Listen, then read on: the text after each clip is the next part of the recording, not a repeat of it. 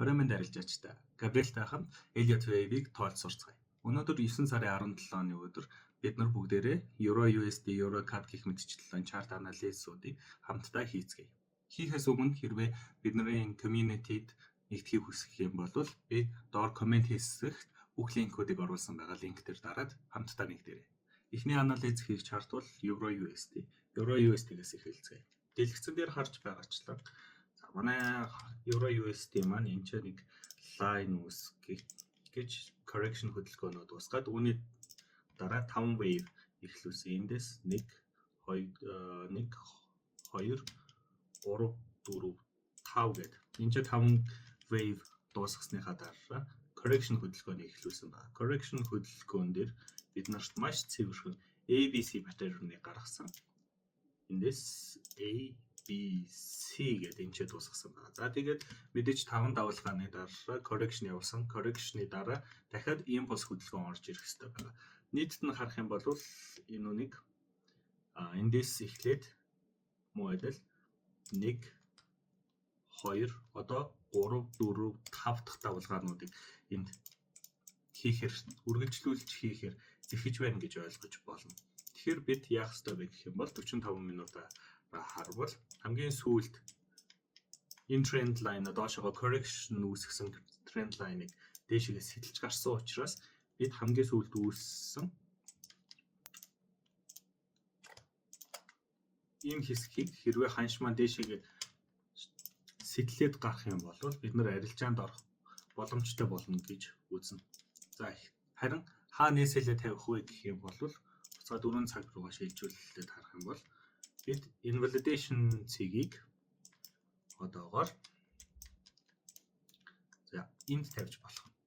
Эндийн invalidation цэг энд гэж харагдаж байна. Тэгэхээр үүнээс доошоогоо явсан тохиолдолд бид энэ чарт анализыг хүчингүүд тооцоод дараагийн анализ руугаа шилжих аль эсвэл өөр хөдөлгөөнийг харж авах боломжтой гэсэн үг. Хэрвээ хүсвэл өөрсдийнхөө нэг арилжааны SL-ийг том цагийн invalidation дээр тавих аль эсвэл 45 минутын жижиг invalidation цэг дээр тааруулах боломжтой гэсэн үг. Жижиг invalidation цэг маань жижиг цаг дээрээ энд гарч ирж байгаа. Тийм учраас бид нар SL-ээ энчээ тавьж өгч болох нэ.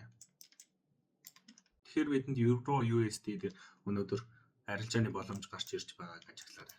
Дараагийн анализ хийх ослол бол GBP USD. GBP USD маань Euro USD-тэй төсөөлтөй хөдөлгөөн хийсэн байгаа. Эндээс 5 давалгаагаа эхлүүлсэн 1 2 3 4 5 гэсэн давалгаануудыг хийснийхаа дараа бид нар correction давалгаа орж ирэхийг хүлээх хэрэгтэй. Correction давалгаа маань 5 давалгааны төгсгөлөөс дараагийн орой хүртэл татсан trend line-ыг үүсгээд явсан. За энэ дотроо 5 дахь давалгааны төгсгөлөөс доошоо A, B, C гэсэн давалгаануудыг үүсгээ явсан. Тэгэхээр ханш цаашдаа дараагийн 5 давалгаагаа хий. C давалгааны төгсгөлөөс дээшээгээ иймэрхүү байдалтайгаар хөдөлгөөн явагдаж байна. Тэгэхээр бид C давалгааны төгсгөлөөс дээшээгээ 1 дахь давалгаа, 2 дахь давалгаа, дараагийн ээлжинд 3, 4, 5 дахь давалгаанууд удахгүй ирэх нэ гэдгийг таамаглаж болох нь. Тэгэхээр хэрвээ бид нар 45 минут руу шилжүүлээд харах юм бол сүүлийн үүсгэсэн орой болон ёроолол дээр бид арилжааны боломж харж болно гэсэн үг. Ерөнхий хөдөлгөөн дээшээ байгаа учраас дээшээгээ арилжаанд орно. Inflation зэгээр сүүлд үүсгэсэн ёроол дээр хэрвээ илүү баталгаатай, илүү том харъя гэх юм бол сүүлд 2 дугаар давалгаа төгссөн цэг дээр inflation-ыг тавьж болно. Арилжаанд орохдоо би бол inflation энэ хэсэг энэ хавьд тавиад stop loss-оо муу адил тавиад харин target-ийг бол илүү дээшээгээ гаргах сонирхолтой байдаг. Тэгснээр миний RR хамгийн багахдаа 4-тэй гарч ирэх боломжтой. Дараагийн ханшны чарт бол Audio USD-ийн хослол.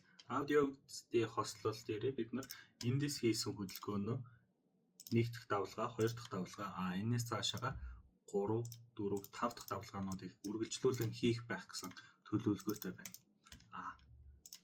Энд 2 дахь давалгааг үүсгэхдээ жижиг хэмжээний паттерн үүсгэж явсан байна. За энэ паттерн бол мэдээж эндээс эхэлсэн A, B, C гэж ойлгож болно. За тэгээд C-ийн төгсгөл буюу 2-ын төгсгөл дээрээс давалгаануудаа үргэлжлүүлэхдээ мөн адилхан 5 давалгаа хийгээд 1 дахь давалгаа, 2 дахь давалгаа, цаашдаа мөн адил 3 дахь, 4 дахь, 5 дахь гэсэн давалгаануудыг хийгээ явах нь. Энэ давалгаанууд бол том цагийн 3 дахь давалгааны дотор хийгдэж байгаа сав давалгаанууд 1, 2, 3 болж таарч байна. Тэгэхээр бид хамгийн сүүлд баталгаажсан сав давалгаан дээр бид нар invalidation тавиад өгч болно. Үүнээс цаашаага дээшээгээ өсөх нь илүү их магадлалтай байна. Гэхдээ би одоогоор арилжаанд өмнө нь орчихсон байгаа болохоор төлөөлсөн арилжааны боломж одоогоор хайгаагүй байна. Хэрвээ арилжааны боломж хайхаар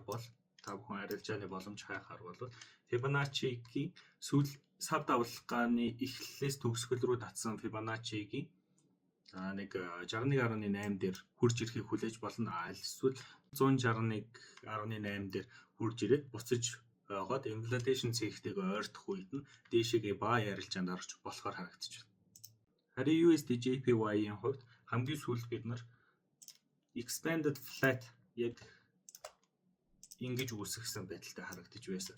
За тэгэхээр expanded flat яаж үүсдэг вэ гэхээр дээрээс хурж ирсэн 5 давалгаа дууссан, түүний дараа 5 дахь давалгааны төгсгөлөөс дээшээгээ татсан A одоо харин B үүнээс цаашаа C давалгааг хийхээр төлөвлөж байгаа харагдаж байна.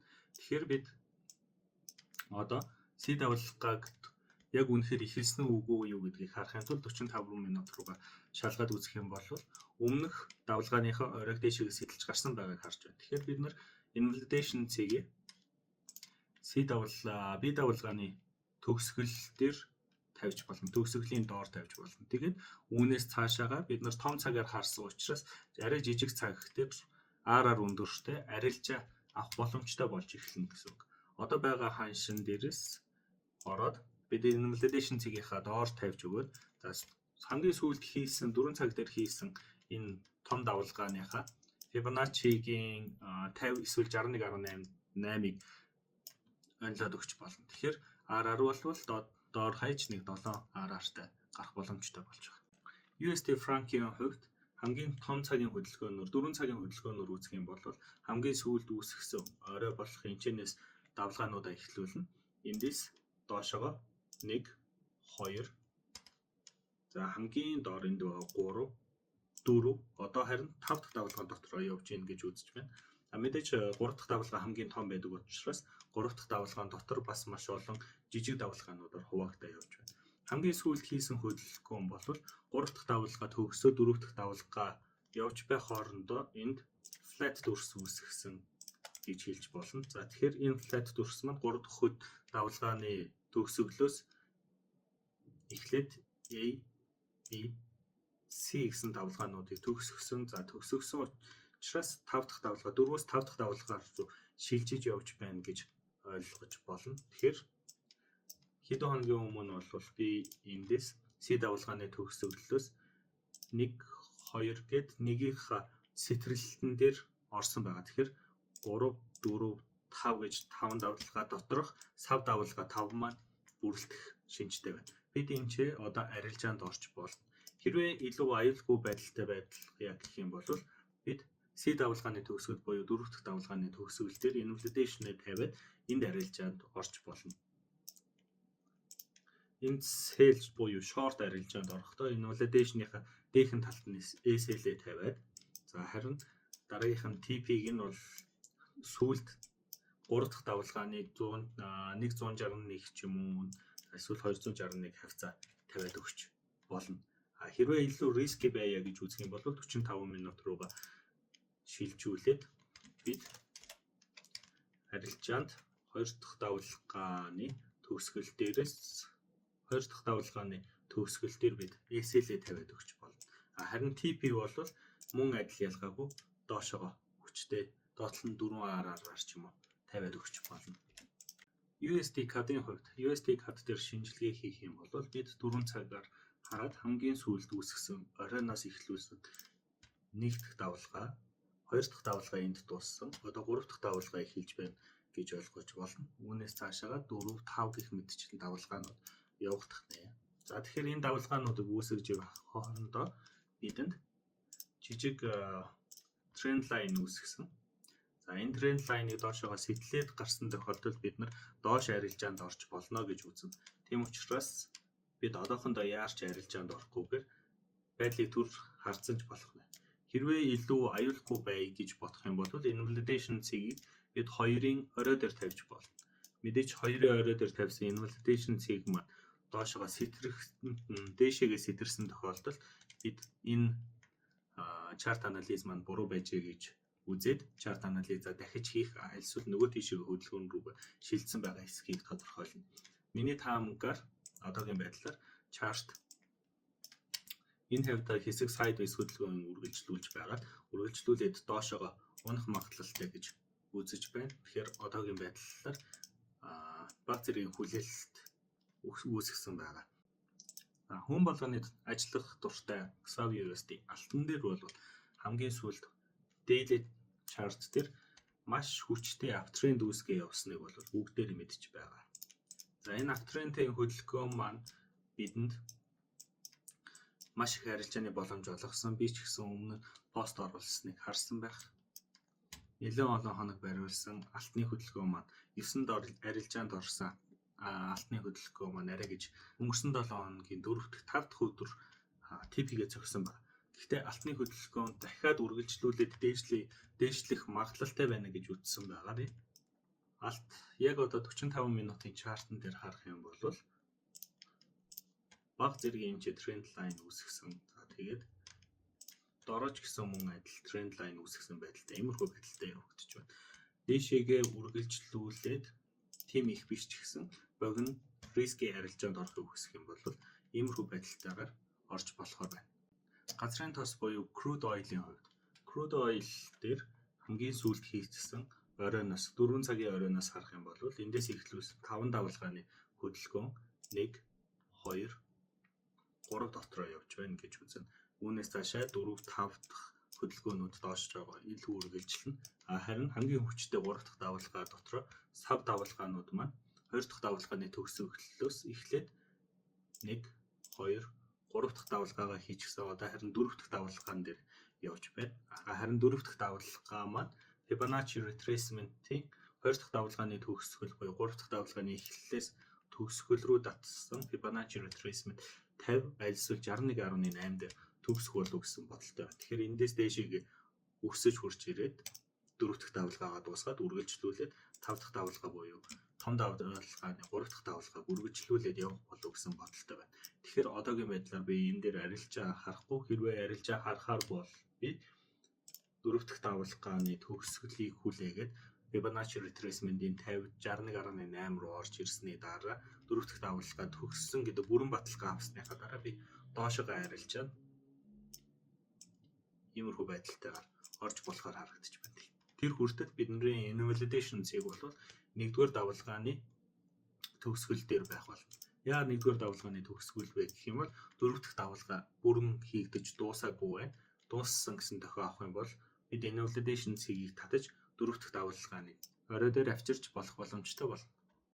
Euro JPY-ийн хувьд харин бидэнд flat pattern үүсгэсэн байдалтай харагдаж байгаа бөгөөд хамгийн сүүлд үүсгэсэн Euro 2 Euro за тэгээд оройтойгоо нийлээд эндээс дээшээгээ одоо сүүлд үүсгэсэн оройгоо дахин нэг шалгаад үүнээс дээшээ явах болов гэсэн таамаг гарч ирж байна. Хамгийн сүүлд бидэнд Euro JPY маань нэг жижиг орой гаргаж Euro гаргаж өгсөн. За тэрүүнийхээ 45 минут руу хараад үзэх юм бол бид энд invalidation цэгийг тавиад үүнээс дээшээгээ long position буюу buy арилжаанд орж болно. Хэрвээ баг зэрэг эрсдэлтэй байлгахаар болвол invalidation цэгнийхээ доохон талд нь тавьж өгч болно. Аль эсвэл том цагийнхаа invalidation-ийнхаа доор иймэрхүү байдалтай тавьж болно.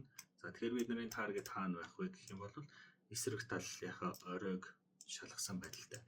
R-аар бол 485 гэх мэтчлэнгээр тавигдчих болно. Members-ууд бол илүү дэлгэрэнгүй тайлбар авчихсан байгаа. Дараагийнх нь бидний анализ хийх чарт бол GPP-JPY байна.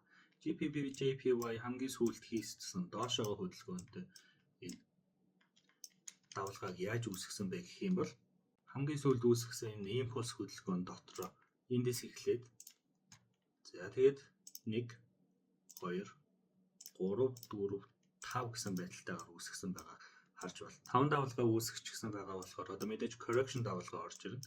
Correction давалгаа маань 5 дахь давалгааны төгсгөлөөс дээшээ ороод A, B, C гэх мэтчлэн гэр хамгийн сүүлдийн хөдөлгөөнийхөө импульс хөдөлгөөнийхөө Fibonacci retracement-ийн энэ 50-аас 61.8 хүртэл орж ирэх төлөвлөгөөтэй. Тэгэхээр бид нар энэ том цагийн хөдөлгөөн учраас энд дээш арилжаа бас харж болно. Дээш арилжаа харахтаа яах вэ гэхээр 50 хүртэл TP-гээ тааруулаад илүү томсгоод сүүлд үүсгэсэн ёроол дээр бид нар SL-ийг тавьж өгч болно. Хэрвээ илүү аюулгүй байя гэж бодох юм бол 5 дахь орой төгсгөл дээр тавьж болно. Тэгэхээр бид нар invalidation цэг маань том цагаар харах юм бол 5 дахь давалгааны ёроол дээр invalidation цэг тавигдчих болж байна. Эсвэл жижиг цагийн сүүлд үүсгэсэн ёроол хэсэг дээр бидний invalidation цэг буюу SL-ийг тавигдчих болж байна. 9 сарын 17-ны chart анализ товчхондоо иймэрхүү байлаа. Хэрвээ илүү дэлгэрэнгүй мэдхийг хүсэх юм бол бидний community-д ирсээрэй. Бидний community-д өнөөдөр Euro USD, GBP USD, за тэгээд Euro JPY, GBP JPY, XAV USD гэх мэтчлэн сигналууд өгөгдсөн байгаа. Арилжааны дэлгэрэнгүй сигналууд өгөгдсөн байгаа. Хэрвээ бүртгүүлэхийг хүсэх юм бол орохыг хүсэх юм бол ямар ч үн төлбөргүйгээр комент хэсэгт би линкүүдийг оруулсан байна. Тэрэн дээр дараад Telegram болон Facebook группүүдэд ороорой.